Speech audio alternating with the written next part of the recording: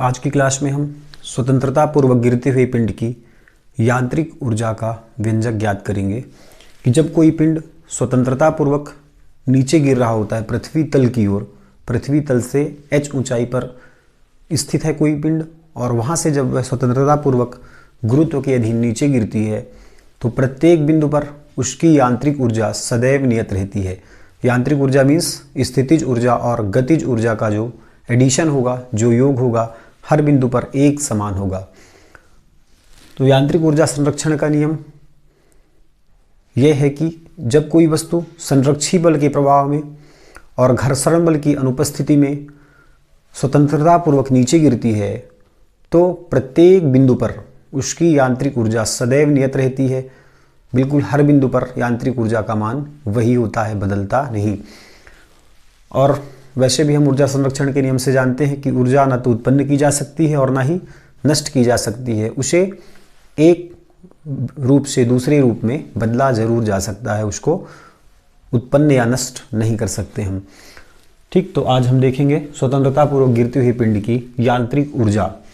तो मान लेते हैं कि कोई वस्तु है जो कि पृथ्वी तल से, पृथ्वी तल ये हो गई, जो कि पृथ्वी तल से h ऊंचाई पर स्थित है। पृथ्वी तल से h ऊंचाई पर स्थित है कोई पिंड, यहां से पृथ्वी तल से इसकी ऊंचाई हो गई h। ठीक, बिंदु A पर है वस्तु h ऊंचाई पर।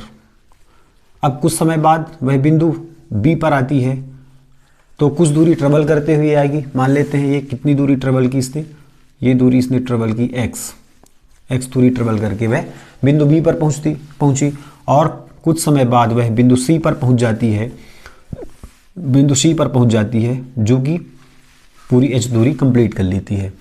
तो हम तीन बिंदुओं पर यांत्रिक ऊर्जा की गणना करेंगे, बिंदु A पर, बिंदु B पर और बिंदु C पर। तो मान लेते हैं कि कोई पिंड है जो कि पृथ्वी तल से h ऊंचाई पर स्थित है बिंदु A पर। अब यहाँ से इसको स्वतंत्रता पूर्वक नीचे इसको ऐसे छोड़ दिया जाता है स्वतंत्रता पूर्वक, तो प्रत्येक बिंदु पर हमें उसके यांत्रिक ऊर्जा की गणना करनी है। तो पहला पॉइंट बिंदु A पर गणना करेंगे, बिंदु A पर, बिंदु A पर। तो बिंदु A पर देखें तो बिंदु A पर जब वस्तु को हमने ऐसे पकड़ा हुआ है, वस्तु बिंदु A पर अभी स्थिर है, तो यहाँ पर इसकी वेलोसिटी कितनी होगी, 0। बिंदु A पर वेग कितना होगा, 0। हमने वस्तु को पकड़ा हुआ है, हमने छोड़ा तो नहीं, तो वस्तु अभी हमने रोक के रखा है, तो बिंदु A पर वेलोसिटी 0 हो जाएगी। अब बिंदु A से जैसे हम छोड़ेंगे तो उसकी वेलोसिटी फिर v हो जाएगी, 0 से v हो जाएगी। कब तक, जब तक वह पृथ्वी तल पर नहीं पहुंचेगी। ठीक, तो यहाँ पर पोटेंशियल एनर्जी कितनी होगी, पोटेंशियल एनर्जी बिंदु A पर कितनी होगी, पोटेंशियल एनर्जी बिंदु A पर पिंड mg और ऊंचाई है h, तो बिंदु A पर पोटेंशियल एनर्जी हो जाएगी mgh। और काइनेटिक एनर्जी हाफ mv², जहाँ पे v की वैल्यू 0 हो जाएगी, 0 है तो हाफ m, v की वैल्यू 0 मीन्स पोटेंशियल एनर्जी हो गई 0। तो इस बिंदु पर हम यांत्रिक ऊर्जा की गणना कर दें। यांत्रिक ऊर्जा means mechanical energy, mechanical energy कितनी हो जाएगी, दोनों का addition, potential energy plus kinetic energy means mgh plus 0 means mechanical energy यहाँ पे कितनी निकली बिंदु A पर, mgh। बिंदु A पर हमने गणना करा। ठीक है, अब इसी तरह बिंदु B पर गणना करेंगे, बिंदु B पर, बिंदु B पर। बात समझ आई। बिंदु A पर वेलोसिटी 0 है, पोटेंशियल एनर्जी h ऊंचाई पर स्थित है तो mgh। अब जब वेलोसिटी 0 है तो काइनेटिक एनर्जी में v का मान 0 रखने पर काइनेटिक एनर्जी 0 हो जाएगा, पोटेंशियल मैकेनिकल एनर्जी निकल के आ जाएगी, दोनों का एडिशन होकर के mgh। अब बिंदु B पर पोटेंशियल एनर्जी कितनी हो जाएगी। अब जब दूरी देखेंगे तो कहाँ से देखेंगे, पृथ्वी सतह से, पृथ्वी सतह से दूरी देखेंगे तो पृथ्वी सतह से दूरी देखें, पृथ्वी तल से दूरी कितनी है, दूरी है पृथ्वी तल से दूरी है इसकी h-x, टोटल दूरी h में से x माइनस हुआ तो पृथ्वी सतह से दूरी है बिंदु B पर h-x। तो पोटेंशियल एनर्जी कितनी हो जाएगी, पोटेंशियल एनर्जी mgh, दूरी कितनी पृथ्वी तल से, h की जगह पे h-x। ठीक, और काइनेटिक एनर्जी कितनी हो जाएगी, kinetic energy half M we square, half M we square. तो यहाँ पे v की वैल्यू निकालो, तो वेलोसिटी तो यहाँ पे 0 तो नहीं है, बिंदु v पर वस्तु गति कर रही है, वस्तु गति करते हुए नीचे आ रही है, तो v का मान 0 नहीं होगा। तो तीसरा समीकरण ले लेंगे, गति का तीसरा समीकरण, V square equal U square plus 2a से, जहाँ पे v 0 नहीं है लेकिन u 0 है। प्रारंभिक वेग यहाँ पर शून्य हो जाएगा क्योंकि वस्तु प्रारंभिक वेग से नहीं गति कर रही, वस्तु v वेग से गति कर रही है, तो u की वैल्यू 0 हो जाएगी। 2a की जगह पे g, h की जगह पे, s की जगह पे विस्थापन कितना हो चुका है, विस्थापन हो चुका है x, ठीक है। तो v स्क्वायर की वैल्यू का आ गई 2gx, 2gx, ठीक। अब मान रख दो, तो v स्क्वायर की जगह पे 2gx मान रख दो, तो काइनेटिक एनर्जी कितनी हो जाएगी बिंदु b पर, हाफ m, v स्क्वायर की जगह पे 2gx, 2 से 2 कैंसिल, कितना बचा mgx। तो मैकेनिकल एनर्जी कितनी हो जाएगी, equal potential energy plus kinetic energy. Potential energy कितनी, mgh minus x, plus kinetic energy mgx।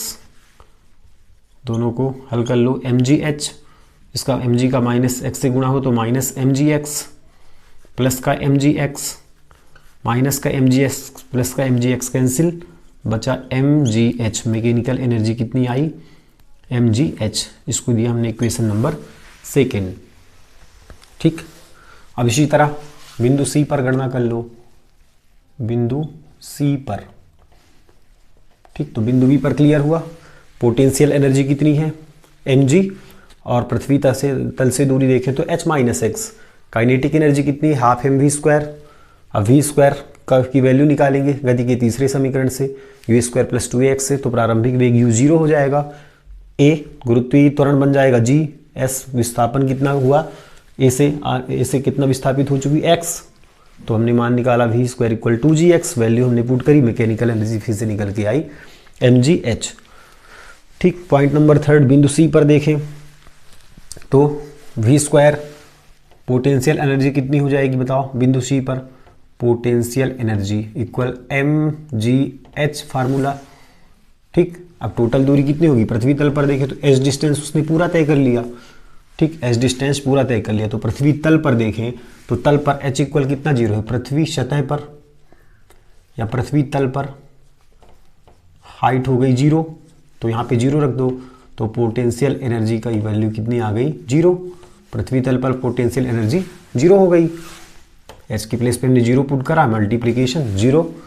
Kinetic energy निकालें तो हाफ एम वी स्क्वायर, तो फिर से वी स्क्वायर का मान निकालना पड़ेगा, तो V square equal 2 U square plus 2a से, तो यहाँ पे वी स्क्वायर गति करते हुए पहुंची बिंदु C पर, वेग भी होगा, प्रारंभिक वेग 0 हो जाएगा, ये हो जाएगा 2g, और टोटल डिस्टेंस विस्थापन कितना हो गया s, पहले x था बिंदु B पर, बिंदु C पर s कितना बन जाएगा, टोटल h mg 2gh।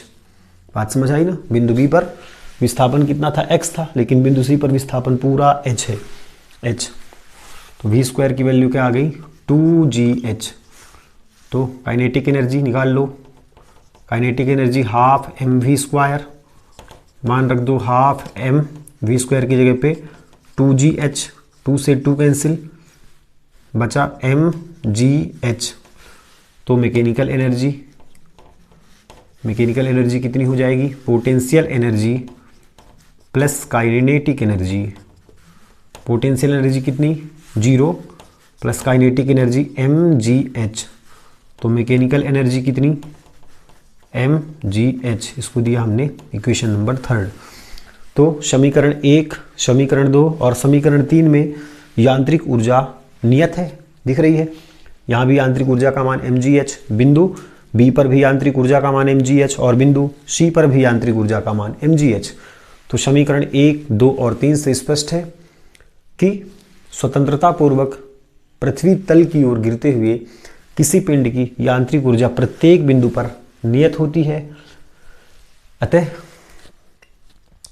स्वतंत्रता पूर्वक गिरते हुए पिंड की यांत्रिक ऊर्जा हर बिंदु पर नियत होगी, ठीक है। यह है डेरिवेशन जब कोई पिंड स्वतंत्रता पूर्वक पृथ्वी तल से की ओर गिरता है, पृथ्वी तल से h ऊंचाई पर स्थित होने पर, तो प्रत्येक बिंदु पर यांत्रिक ऊर्जा नियत रहती है, यांत्रिक ऊर्जा संरक्षित रहती है।